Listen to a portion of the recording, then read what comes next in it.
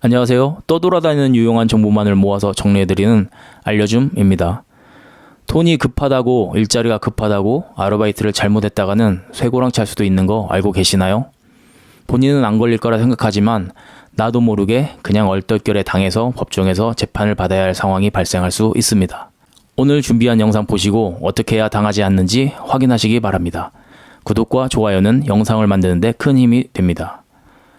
영상을 시청하시는 여러분들은 잠시 아르바이트를 구하거나 일자리를 구할 때 어떻게 구하시나요? 지인의 소개로 일자리를 구하거나 알바몬, 알바천국과 같은 사이트에서 일자리를 구하는 게 대부분일 텐데요. 그런데 이런 곳에서 일자리를 구할 때 조심해야 할 사항이 있습니다. 바로 보이스피싱 조직의 농간에 휘말려 내가 바로 보이스피싱 공범이 되어버리는 어처구니 없는 일이 발생할 수 있습니다. 급전이 필요하거나 실직 기간이 하루하루 지날 때마다 마음은 조급해지고 어떻게든 빨리 일자리를 구해야 한다는 생각 때문에 판단력이 흐려진 상태가 올 수 있습니다. 이런 때 구인 사이트에서 돈도 많이 주고 하는 일도 그렇게 힘들지 않는 구인 광고는 그냥 지나칠 수 없게 우리를 유혹할 텐데요.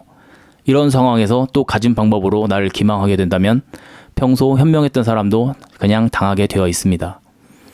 이렇게 자기 의사와는 다르게 피고인이 된 사람 대다수는 인터넷 구직 사이트나 생활정보지 또는 SNS 등에서 고액 알바나 단기 알바 광고를 보고 연락했거나 구직 사이트에 본인의 이력서를 올렸다가 연락을 받은 경우가 대부분이라고 하는데요. 그럼 어떻게 이런 보이스피싱 조직이 미끼를 던진 알바가 아닌지를 구분할 수 있을까요? 이들 보이스피싱 조직들은 수거책을 모집하려 갖가지 직업으로 속이고 있었습니다. 인력개발 회사라고도 하고 신용정보회사, 법률사무소 인사팀, 은행 대출팀 등 갖가지 허위 직업으로 속이고 대상이 되는 사람을 물색하여 어디에 가서 채권을 회수만 해오면 되는 간단한 일이라고 속이거나 사람이 직접 배송만 해주면 된다거나 해서 일을 잘하면 인센티브를 보장하겠다는 약속으로 더욱더 쫄깃하게 만들며 보이스피싱 돈 수거책으로 이용하고 있습니다. 결국 모든 범죄는 다 조직에서 행하고 수거만 전혀 관계없는 일반인에게 시키고 있는 것입니다. 이들은 나중에 걸렸을 때 본인들이 드러나지 않게 하기 위해서 직접 전화통화도 하지 않는 경우가 대부분이며 카카오톡, 텔레그램, 위챗 등 메신저로만 연락하고 혹시나 모를 수거책이 배신이나 도주에 대비해 가족관계 증명서나 주민등록등본을 받기도 합니다. 또 발각 위험을 낮추기 위해 수거책에 주로 택시를 이용하게 하고 택시 결제도 반드시 현금으로 내도록 지시하기도 합니다.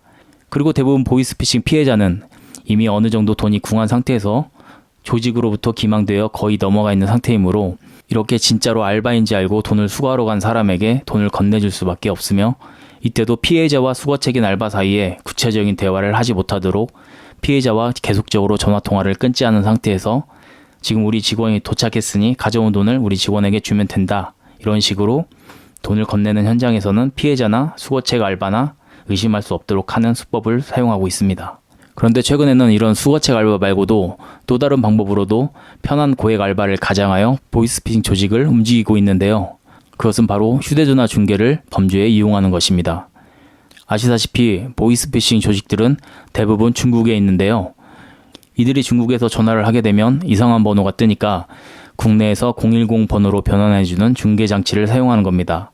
이 또한 처음에는 돌잔치 포장할 사람, 재택부업, 1급 10만원 이런 식으로 구인 광고를 하여 알바를 구하는 사람이 연락이 오면 이미 그 자리는 다 찼는데 다른 일도 있다면서 휴대전화를 집에다 설치만 해놓고 충전만 잘해주면 일당 10만원을 준다고 하여 알바를 모집하게 됩니다. 알바를 구하는 사람 입장에서는 뭔가 찜찜하면서도 당장 돈이 급하기도 하며 힘을 안 들이고 돈을 벌 수 있다는 생각에 쉽게 생각할 수밖에 없습니다. 또한 이게 한 달이 넘고 수입이 통장에 들어오게 되면 뭔가 이상함을 느끼면서도 본인은 보이스피싱이 아닌 단지 핸드폰 몇 대만 받아서 집에서 충전만 해놓는 건데 뭔 문제가 될까 그런 생각에 그대로 보이스피싱 조직의 통신 중개자로서의 역할을 하게 된다는 것입니다. 이렇게 보이스피싱 조직의 수거책으로 자신도 모르게 역할을 하게 된 사람들은 모두 적발되면 구속되기도 하고 설령 구속이 되지 않더라도 법원에서 재판을 받게 되는데요. 모두들 하나같이 고액 아르바이트인 줄만 알았지 설마 보이스피싱이라고는 생각하지 못했다고 억울하다고 말하는 게 운반책 역할을 했다가 적발된 이들의 단골 멘트입니다. 법원은 보이스피싱 범죄의 중대성을 감안해 운반책 피고인이 범행의 실체를 몰랐다고 주장해도 유죄를 선고하는 추세입니다.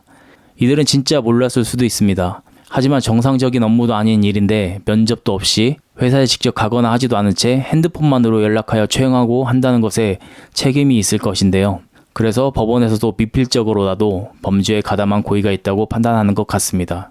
요즘같이 고물가 시대에 서로 경제적으로 힘들고 팍팍한 세상에 보이스피싱을 당한 피해자들이나 순수한 마음으로 아르바이트를 하려다 나쁜 사람들의 꾀임에 빠져 이용당해 재판까지 받아야 하는 상황이 발생하는 건 정말 누구에게나 일어나서는 안 될 일 같습니다.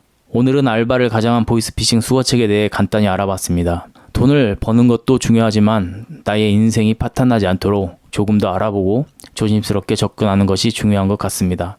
더구나 요즘 같은 세상에는 누가 나를 챙겨주지 않는 각자 도생의 시대이므로 잘 알고 예방하고 대비하는 것이 최선의 길이 아닌가 싶습니다. 오늘 준비한 내용은 여기까지입니다. 유익하게 보셨다면 구독과 좋아요, 댓글 부탁드립니다. 감사합니다.